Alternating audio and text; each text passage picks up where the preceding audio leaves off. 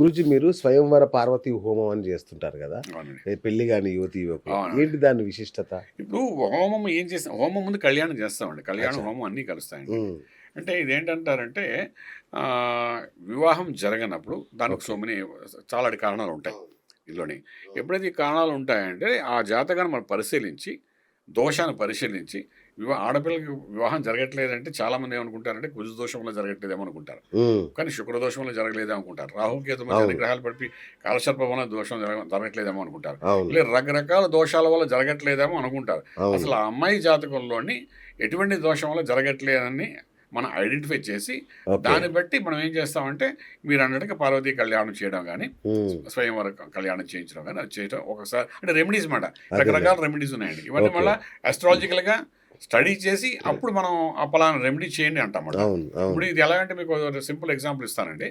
ఇప్పుడు డాక్టర్స్ ఇద్దరు ఉంటారు. అవును ఒకడు ఫిజిషియన్ ఉంటాడు, ఒకడు సర్జన్ ఉంటాడు. అవును మనం బైపాస్కి వెళ్ళాలనుకున్నాం అనుకోండి, ఫిజిషియన్ ఏం చేస్తాడు, ఆ డాక్టర్ నీకు ఆ పలానా చోట బ్లాక్ స్పాట్స్ ఉన్నాయని క్లియర్గా చెప్తాడు. చెప్పిన తర్వాత సర్జన్ ఏం చేస్తాడు, అక్కడికి వెళ్ళి కట్ చేసి దాన్ని కుట్టు వేసి మళ్ళీ బైపాస్ చేసుకుని వస్తాడు. అవును అంటే అక్కడ ఇద్దరు డాక్టర్, ఒకటి చెప్పేవాడు, ఒకటి చేసేవాడు. అవును అలాగేంటంటే జ్యోతిష్యంలో కూడా ఏంటంటే దాన్ని స్టడీ చేయడం వేరు, అనలైజ్ చేసి దాని రెమెడీని ఇంప్లిమెంట్ చేయడం వేరు. ఓకే. సో పలానా రెమెడీ చేయాలి, పలానా పూజ చేయాలి, పలానా ఈ వ్యవహారం చేస్తేనే కానీ దీనికి సమాధానం దొరకదు అన్నది అది గొప్ప విద్య అండి అది. ఉమ్, దీన్ని ఏంటంటే ఫలిత జ్యోతిష్యం అని చాలా అంటారు. అది అవును కాదు, ఇక్కడ ఏంటంటే మనం మనంతటి మనం కొంతవరకు అవగాహన చేసి ఏ గ్రహం వల్ల ఈ దోషాలు వస్తున్నాయి, ఆ గ్రహాన్ని ఏ విధమైన చేస్తే ఈ అమ్మాయి ఈ ఫలితం వస్తుంది. వివాహం మీరు ఓకే. అన్నట్టు వివాహం అవును అనుకుందాం, అవును. ఎందుకు జరగట్లేదు?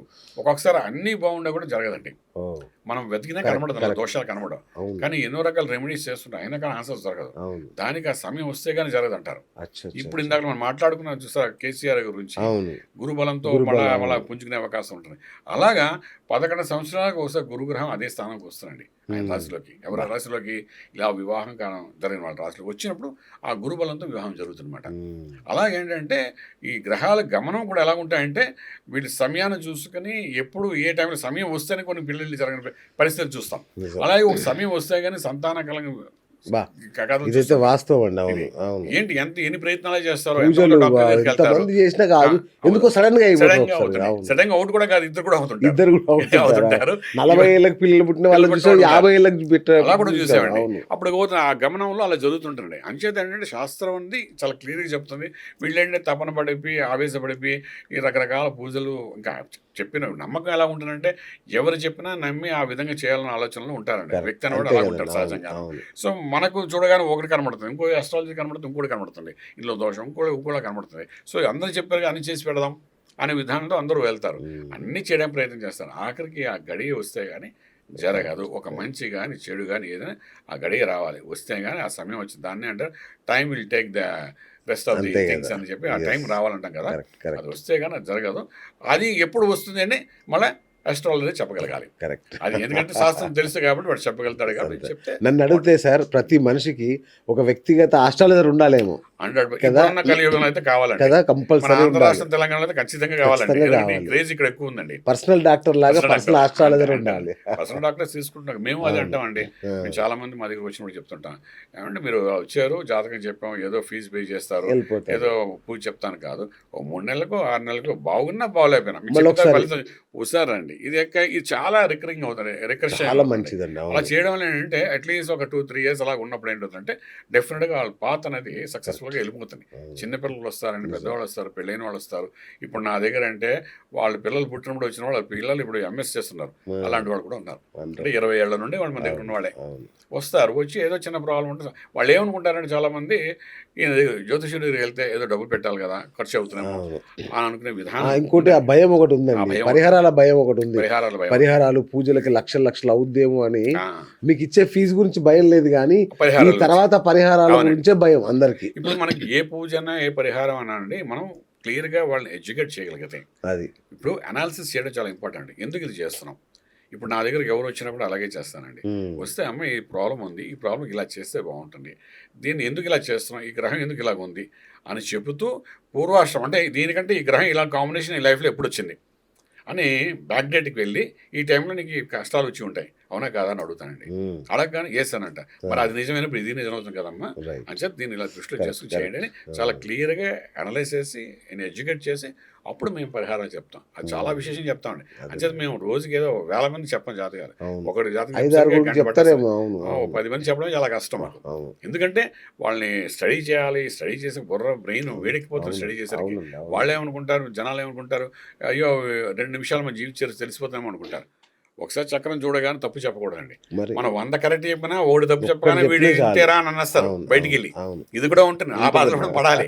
దానికి ఆన్సర్ ఇవ్వలేక చావాలి. అవునండి, అవును, అంచేత ఏంటంటే ఇదొక కరెక్ట్. ఎప్పుడు కూడా ఏంటంటే మన గొప్పతనం అంటే జ్యోతిష్యుల్లోని అంటే అందరూ ఒప్పుకుంటారో ఒప్పుకోరో తెలియదు కానీ ఒక డాక్టర్ దగ్గరికి వెళ్ళినా కూడాను మీకు 10 రకాల టెస్టులు చేసిన తర్వాత రిపోర్ట్స్ చూసి అంటే డాక్టర్ని హేళన చేయట్లేదు. లేదు, లేదు, లేదు. మా మా మా అమ్మాయి కూడా వాస్తవం. డాక్టరే ఇక్కడ. అవును, అలా కాదు 10 రకాల టెస్టులు ఈ కాలంలో డాక్టర్ అలా ఉన్నారని చెప్తాను. అవును, రిపోర్ట్స్ చూసి రిపోర్ట్ బేస్ చేసుకొని దాన్ని బట్టి మెడిసిన్ ఇవ్వడం అనేది డాక్టర్ యొక్క ఇప్పుడున్న పరిస్థితి అలా ఉందండి. ఓకే, పూర్వకాలం ఇదే డాక్టర్ 40 ఏళ్ళు 50 ఏళ్ల క్రితం వెళ్తే ఇలా చేయి పట్టుకుంటే నీకు ఎక్కడ రోగం ఉందో చెప్పేవారు. చెప్పేవాళ్ళు. అవును, ఇప్పటికి పెద్దవాళ్ళు కొంతమంది ఉన్నారు 80-90 ఏళ్ళు ఉన్న వాళ్ళు చేయి నాడి పట్టుకుంటారు. పట్టుకుంటే అయిపోయింది. నాడి అవును, పట్టుకోగా నీకు ఎక్కడ ప్రాబ్లం ఉంది చెప్పేవారండి.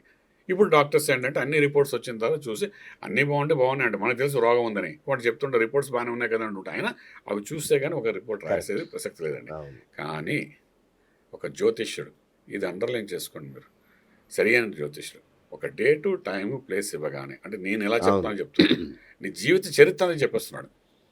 ఇంకా మీకు ఏం డీటెయిల్స్ చెప్పక్కర్లేదు. ఇంకేం అక్కర్లేదు. గురించి నాకు ఈ కష్టం ఉంది అని కూడా ఏం లేదు. ఇందులో చెప్పుకోవాలి. ఒక విశేషం ఉందండి. మెడికల్ ఎస్ట్రాలజీ డాక్టర్ని ఎత్తాం కాబట్టి చెప్తాం. మెడికల్ ఎస్ట్రాలజీ అనేది ఇందులో ఉంది.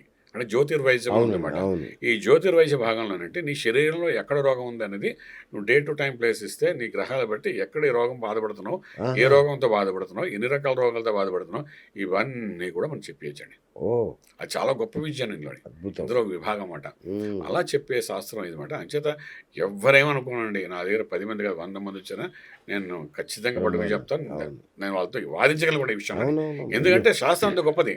అఫ్కోర్స్ నేను చదివింది తక్కువే, కానీ చదివిన మట్టుకు మాత్రం గొప్పగా చదువుకున్నా. కరెక్ట్, నేను కరెక్ట్, 10 పేజీలు చదివి ఉండొచ్చు ఇందులోని.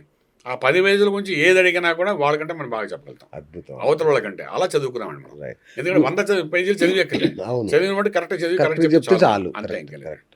రైట్ గురూజీ, ఇంకొకటి ఇప్పుడు ఈ వ్యాపార వర్గంలో కానీ రాజకీయ నాయకులకు కానీ ప్రత్యర్థులు క్షుద్ర పూజలని ఆ పూజలని చేస్తూ ఉంటారు. మొన్న ఒక ఎమ్మెల్యే ఇంటి ముందు కూడా ఆంధ్రాలో చూస్తుంటారు మీరు, ఇంటి ముందు నిమ్మకాయలు వేసి పూజలు చేసి పెట్టేశారు. సో ఇట్లా చేస్తుంటారు కదా, దీన్ని వామాచార పద్ధతిలో తిప్పికొట్టొచ్చా అండి?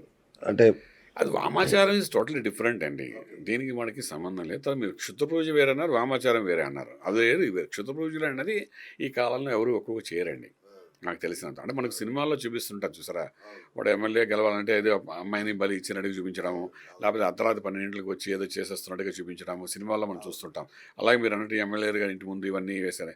ఇవి ఏంటంటే కొన్ని దిష్టి నరదృష్టి ఇలాంటివన్నీ ఉంటాయి. వాటిని తీయడానికి ఏదో రాత్రిపూటే పగలపూట ఏదో తీసి అవతల నలుగురు తిరిగే రోడ్డు మీద వేసేయడం అనేది చిన్నప్పటి నుండి ఉన్నవి అవన్నీ చూస్తుంటాం. కానీ ఈ వామాచార పద్ధతి లేకపోతే మీరు అన్నట్టు ఈ యొక్క రకరకాల పద్ధతులు చెప్పారు కదా, ఇవన్నీ ఏంటంటే మన శాస్త్రానికి అది టోటలీ డిఫరెంట్ అండి. ఓకే, ఓకే, వామాచార పద్ధతులు వాళ్ళు చేసే విధానం వేరు, వాళ్ళు చేసే పూజలు వేరు, వాళ్ళు చేస్తారండి. మనం చేయమండి, మనం వాళ్ళతో చేయించుకోవాలి. మీరు కూడా కామాఖ్యలో చేయిస్తుంటారు కదా పూజలు, ఇంట్రెస్ట్ ఉంటే ఏం చేస్తామంటే వాళ్ళతో చేయిస్తుంటాం. అదేలేండి, అవును. ఇప్పుడు ఫర్ ఎగ్జాంపుల్ మీరు ఉన్నారు, మీకు ఏదో ఫలితం కావాలనుకున్నారు, ఇక ఎక్కడ కావట్లే, మీకు ఇంట్రెస్ట్ ఉంది ఏంటి అలాగా వామాచార పద్ధతులు చేయాలనుకుని, అలాంటప్పుడు మనకు తెలిసిన సూపర్ స్పెషల్ డాక్టర్ ఆల్రెడీ మీరు చూసి ఉంటారు ఒక మహానుభావుని, ఆ స్వామి గారు అక్కడ తీసుకెళ్తుంటారు, అక్కడ 10 రూపాయలు అయితే దానికి కావాల్సిన బిల్లు అని వేసుకుంటారు. అదో పద్ధతి ఉంది. కానీ ఏంటంటే ఎక్కడికి వెళ్ళినా ఈ బలి సాత్వికంగా జరుగుతుంది, వామాచార పద్ధతులు జరుగుతున్నాయి. మనం కూష్మాండ బలి ఇస్తాం కదండి, మనం 3 బలులు ఇస్తాం, పంచబలులు ఇస్తాం, చెరుకు గడ్డ ఇస్తాం, కూష్మాండం ఇస్తాం, కొబ్బరికాయ ఇస్తాం, నిమ్మకాయ ఇస్తాం. ఇవన్నీ కూడా పంచబలిలోని భాగాలేనండి. ఇవి చేసినా కూడా అదే ఫలితం వస్తుంది.